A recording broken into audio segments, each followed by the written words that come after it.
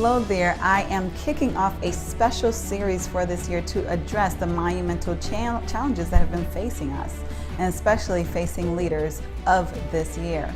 Addressing diversity seems like an appropriate place to start, since many of the inquiries that I've been receiving as of late have been around that effort. In the 1990s, diversity was the cool buzzword to have on the wall of many companies, on the paintings in offices, or perhaps even as a principled value on the careers page of many company websites. In the early 20s, that continued to echo that same sentiment within that year. But the commitment that was originally ignited seemed to dwindle a bit. Perhaps the need did not seem as apparent anymore. After all, there was the increase, regardless of the size, of faces that looked different from the majority. Diversity began to morph into a broader requirement that no longer meant expanding the opportunities and representation of the community customer base, or even of those who were traditionally exploited and alienated as initially intended. It began to mean differences in general. If we have people who are all different in some way, we're representing diversity, are we not? We have introverts, we have extroverts, we have the innovators as well as the producers, we have the left-handed and the right-handed, and if we are really bold, we will even focus on gender diversity, bringing in more females. However, racial diversity became something passé, as inappropriate to bring it up as when it initially became a very important goal. Only decades prior, it was a priority, and only decades later, it became out of fashion. And you better not dare speak of racism, because if you are so lucky to be one of the selected few to get let in, you certainly did not want to risk that access. Now comes a time when we are all humbled. The United States is humbled, and dare I say, the world has been humbled.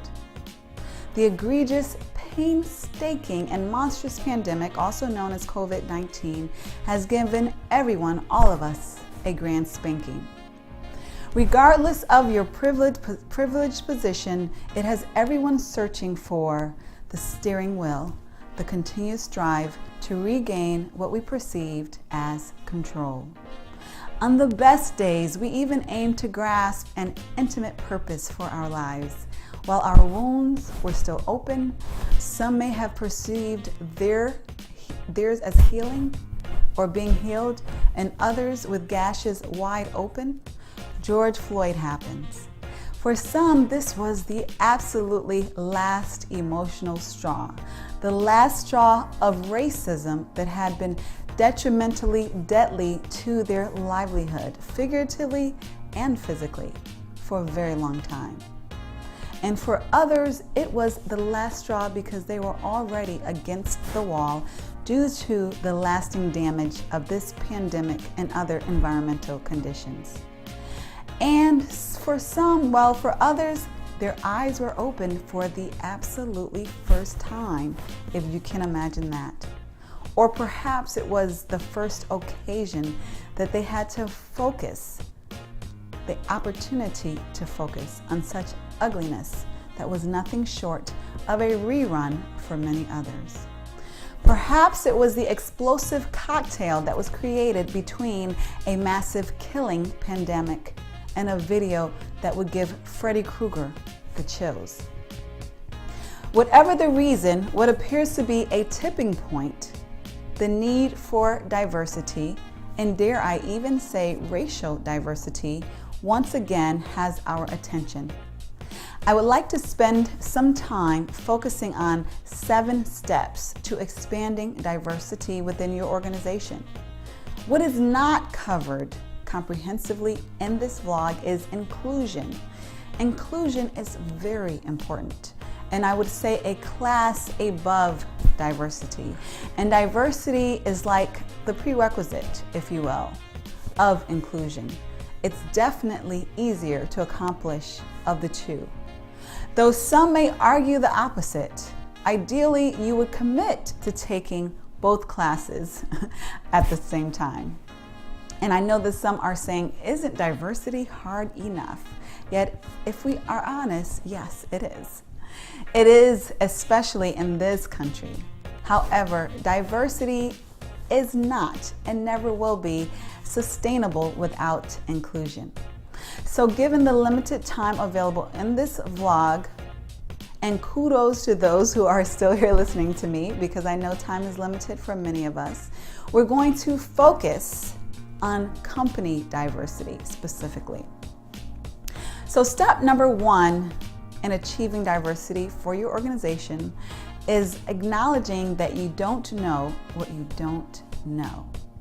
When I think of several conversations that I have had with people who work in talent acquisition for many major companies, or even professional associations for that matter, where there has been a lack of diversity, the main argument is that they cannot seem to find the right people of color. That it's so hard to find people of color to fill those roles and to be interested. Now, admittedly, I will say to you, I will confess, I'm often thinking, though sometimes not saying or asking, is it that you cannot find people of color, or you don't know what you just don't know? And the truth is that homogeneity is the most basic and easiest way to make decisions. And that is for all of us. So while kindergartners are the most loving and collaborative and friendly people among each other, they do tend to cling to one another. While they may be friendly to everyone, they bond with each other based upon their common experience living in a world of unknowns where they know a lot more than people think that they do, and they're often underestimated. And one of the first things that they learn is to categorize. They group the round shapes with other round ones, the purples with the purples, and the greens with the greens. Categorization, we learn from an early age, saves us time. And as we grow older, we continue to advance in the skill of categorization. Categorization adds efficiencies to our lives that we otherwise would not have. I personally have coded my closet based upon occasion, based upon the color of the material. And even when we are found of people who are not like ourselves, most of us, if we're honest, we tend to categorize. Since kindergarten, we have gravitated to those like us because it is more comfortable. And that is what we tend to do, categorize. Given that, considering the context in which we live, and I know that many people reading this blog or listening to this vlog are not in the United States. And I'm specifically referencing the United States and other countries that have been developed based upon economic racism for their foundation, and of course subsequent racial disparities. So in this context, obviously that is expounded. But we are humans, and if we are humans and of human nature, we tend to feel more comfortable around those who either share experiences with us or look like us.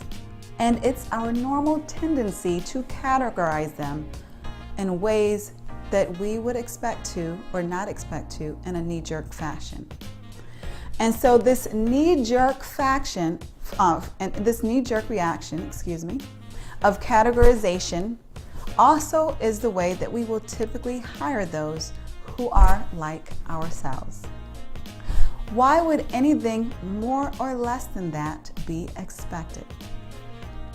And then you put that in the context of an economically driven, racially disparaging tradition, and you have what we have today, and that is a racism pandemic in a world that may ironically deem themselves as post-racial. I am reminded of a time when I was in church. I'm still in church, but there was a special occasion where blue was the color that we were to wear. Now, I went shopping and I went to at least 3 of my favorite stores, and I could not seem to find that right blue dress. Interestingly enough, I saw several green dresses. There were just green dresses all over the place. And perhaps, maybe just perhaps, that's because green is my favorite color. I wasn't used to wearing blue, I would admit, and blue was a stretch for me, and I rarely, if ever, wore blue. I eventually found a blue dress online, but I lacked a connection to it. I just was not used to wearing it. Sure, some may be offended that I dare compare people to dresses. And I agree, it's not that simple. Though what is that simple is that we are emotionally driven beings. Oftentimes we believe that we're making sound, objective decisions when we're doing nothing of the sort. We're simply responding to what feels the most familiar, the most emotionally comfortable. And some of us call it a gut feeling. Dare we not trust our gut in this modern era of self-actualization? Even in this proclaimed era of self-actualization, we must be open to learning from others in order to achieve greatness. I don't know Spanish very well, so I'm taking Spanish classes. I get help from my Spanish friends, and I don't assume that there's no use for Spanish simply because I don't know how to master the language yet. And so let's not assume that there is no need to attempt diversity simply because you haven't yet mastered it. Be open to learning from others, even if you have achieved greatness in specific areas. What many do not know is that diversity takes significant effort. While I love diverse environments and novel experiences, this is not the norm. Most people of all races prefer what is familiar. Familiar is more comfortable. Comfortable is convenient. And this leads us to number 2. Get comfortable with being uncomfortable. If you are genuinely desiring diversity within your organization, you're going to be uncomfortable at times. You may be uncomfortable when they have personal stories to which you cannot relate. You might be uncomfortable because they don't get your jokes. You might be uncomfortable when they disagree with your seasoned and tenured opinion.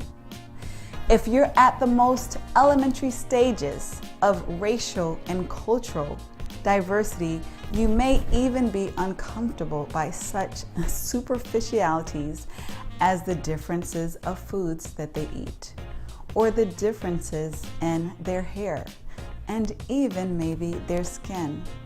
Though if you are genuinely hoping to work in a diverse work environment, you will be comfortable with your lack of comfort and with being uncomfortable until you become more comfortable. The third step, which has been implied already, is to not trust your gut. Do not trust your gut when it comes to increasing diversity within your organization. I know this sounds counterintuitive from everything that you have learned regarding how to live and how to make decisions. However, when building diversity, it is selfish and downright dangerous to rely on your gut. In this modern era, thankfully, we have access to more objective tools and data than we ever have in the past. When hiring and promoting, we should use assessments and simulations to help us make objective decisions. Such tools help us to analyze the quality of talent that is not subjectively based, but based on relative subject matter expertise and performance ability. Now let's get to step number 4. And step number 4 is knowing your community.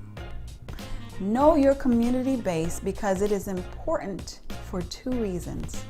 Firstly, the more that you know your community base, the more knowledgeable that you will be in finding and attaining diverse talent that is not far away. Quite conveniently, a community base can conceivably be global at this point in our modern era. This is most commonly found among higher level positions that typically include searches that will pay, will reimburse, will sponsor relocation globally even. The second important reason that you want to be intimate and know your community base is because every organization should be an asset to their community. Not just a taker, but an asset. So if you're familiar with the community, if you're familiar with the inhabitants of the city in which your organization resides, then it will be difficult to understand it will be difficult for you to not understand how your community needs your service. And it will be easier for you to understand how you can ultimately serve your community. Knowing your community base will help you not only to better your community, it will help you to know the diverse representation that exists within it for your organization, to tap into it, to obtain diverse talent that exists right there underneath your nose. Now, step number 5 is to know your customer base. Now, I know this is common knowledge in marketing, but oftentimes some organizations still tend to ignore what their company base is composed of. Many organizations have taken advantage of researching their customer base, but if you have not, I encourage you to do so. So when a workforce lacks the diversity and the thought perspective that is represented within their company base, or within their customer base, then selling and serving that customer audience places them in a disadvantage to do so. So it's important to know your customer base, because then you will know how to best serve and attract and continuously attract those who are interested in what you have to offer.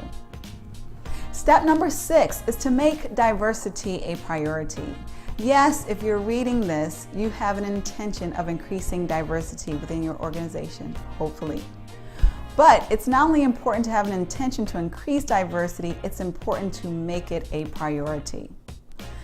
Why is this important? Because as we know, most of our days are fully occupied, they're busy, we're rushing to make deadlines, working positively toward various goals, and placing effort based upon the priorities, yes, the priorities of our organization. So there are some things that we will never get to, even though they're on our list. There is never a time when we get to do everything that we want to do, but we focus on what is prioritized at the highest by our leadership. We ensure that diversity is a priority by setting direct goals tied to it. In many areas of talent and HR especially, we want to move more qualitative to more non-numerical, sophisticated ways of measuring performance. However, quantitative measurement is needed when there is a lack of sophistication to do otherwise.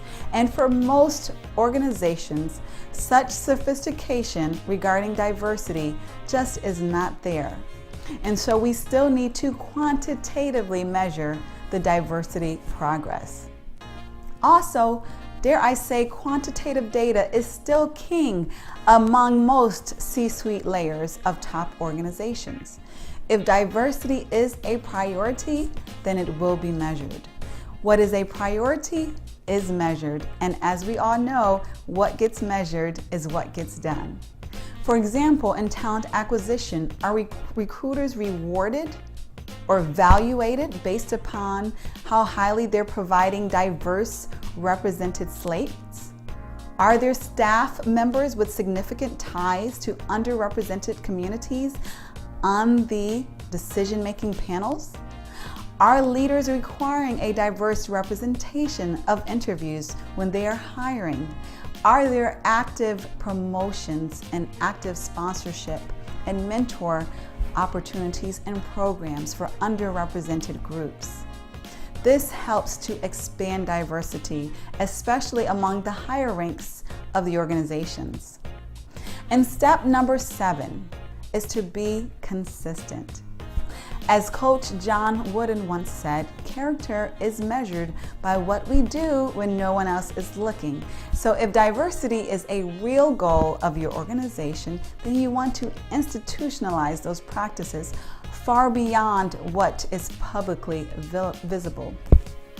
But you want to communicate to your team, to your organization, that diversity is an important value of your organization.